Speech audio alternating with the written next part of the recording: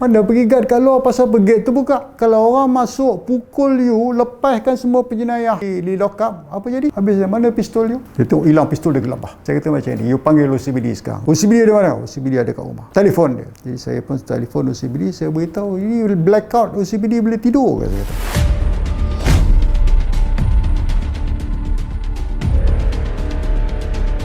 Pertukaran ke Bukit Aman ni saya pun tak tahu. Bila sampai sana, kita melihat 12 orang inspektor kena tukar. Kita terima perkhidmatan bahawa kita telah ditukarkan ke Bukit Aman kerana untuk mewujudkan satu unit khas dipanggil D8. Tugas saya adalah risikan berkaitan dengan pengedaran dadah di kawasan utara. Pada satu hari itu kita dapat tangkap pengedar dadah daripada Thailand. Merupakan pegawai tentera Thailand. Dan apabila dia ditangkap di Kedah, kita tuduh di mahkamah. Dan semasa perbicaraan di mahkamah, pada masa itu saya terpaksa beri keterangan di mahkamah. Dan apabila diperiksa, dapati dalam poket dia ada satu kertas. Kertas tadi gambar saya. Gambar tu adalah reward. Siapa boleh bunuh saya. Jadi reward tu tadi lebih kurang 20,000 saja. Ketua saya telah dimaklumkan di mana ada reward untuk saya dibunuh, maka ketua saya tidak membenarkan saya masuk membuat operasi di Thailand lagi. Masa itu banyaklah kejadian-kejadian yang kita dapat lagi kerana saya pada masa itu telah dihantar ke Australia untuk bantu polis Australia. Banyak bantuan yang telah kita berikan kepada polis Amerika dan juga polis Holland, ya. Kerana ketua sindiket di Holland tu pada malumnya adalah orang Taiwan, tetapi dia telah mati kena tembak pada masa itu dan orang Malaysia pula ambil alih. Dan oleh kerana itu kita telah dapat banyak maklumat dan menangkap seramai 200 lebih orang. Jadi semasa saya menghadap Sultan, arwah iaitu ayah kepada Sultan sekarang menyatakan pada saya bahawa di Johor ni banyak masalah. Dia kata Johor ni banyak gangsterism. Jadi saya pun beritahu kepada tuanku, insya-Allah tuanku patut akan cuba bersihkan dari Johor. Saya panggil semua pegawai saya di Johor. Saya kata saya datang sini dengan amanat yang diberi oleh Tuanku Sultan Johor. Dia nak kita membersihkan negeri Johor daripada unsur-unsur jenayah, daripada kegiatan-kegiatan haram, dan saya nak semua pegawai bersama-sama dengan saya buat kerja dengan betul. Tetapi maklumat ni tak sampai kat saya. Jadi saya pun buat cara saya sendirilah cari maklumat. Pukul 12 ke atas sehingga pukul 4 pagi saya suruh buat ops tutup roadblock kerana banyak kes samun daripada orang asing, pendatang haram. Dia orang datang dengan senjata dan banyak samun. Jadi saya terpaksa buat ops tutup dan kita dapat tangkap kumpulan-kumpulan ini dengan senjatanya sekali. Tapi saya terpaksa ronda lah tengok roadblock tu. Malam-malam saya keluar, saya cek roadblock, ada tak pegawai kita yang bertugas di situ. Ya? Kemudian saya tanya dia, apa tanggungjawab dia? You cari apa di tugas ni? Pasal saya nak tahu, dia tahu tak cara berjalankan tugas dia? Jadi saya kemudian telah diminta untuk dilantik untuk jadi ketua polis negara. Mula saya tolak. Saya tak nak jadi ketua polis negara. Dan PM pada masa itu, Tun Abdullah Badawi, telah panggil saya mengatakan bahawa dia nak saya bersihkan polis dan minta saya menjalankan tugas dengan baik. Saya mula menolak. Saya kata saya tak layak jadi ketua polis negara, banyak orang lain yang layak.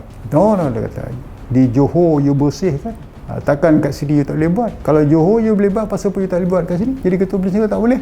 Jadi saya kata kalau Datuk Seri ada kepercayaan pada saya ada satu syarat kalau nak dilantikkan sebagai ketua polis negara. Syarat saya senang saya. Apa syarat you? Syarat saya adalah Datuk Seri kena dengar nasihat saya. Nombor 2, kena sokong apa tindakan saya. Kalau itu Datuk Seri tak boleh beri, saya minta maaf, saya tak mau terima. Kerana menyusahkan diri saya lah. Kalau tak mau dengar nasihat saya, tak sokong apa saya nak buat, macam mana? Orang hentam saya je lari-lari. Jadi saya kata kalau itu boleh diberi, insya-Allah saya akan cuba. Tentang rasuah ni, semua peringkat ada. Kadang-kadang mereka ni berkawan dengan orang politik, kan? Jadi apabila kita ambil tindakan, orang akan telefon orang politik, telefon kita. Itu kawan saya, tolong lepas. Tapi saya takkan lepas. Kerana pada saya, kalau dia melakukan jenayah, kita perlu mengambil tindakan. Kawan ni sekawan lah. Tapi kalau dia melakukan jenayah, ambil tindakan lah. Tapi apabila ada orang politik yang suruh lepas, saya senang saja. Saya telefon dia, boleh tak beri saya arahan hitam putih? Kalau dia tak boleh beri saya surat hitam putih, saya tak lepas. Kerana saya kena jaga diri saya. Nanti orang kata saya pula yang corrupted, saya pula yang rasuah, kan? Tapi you takkan mengaku you ngarah, tak?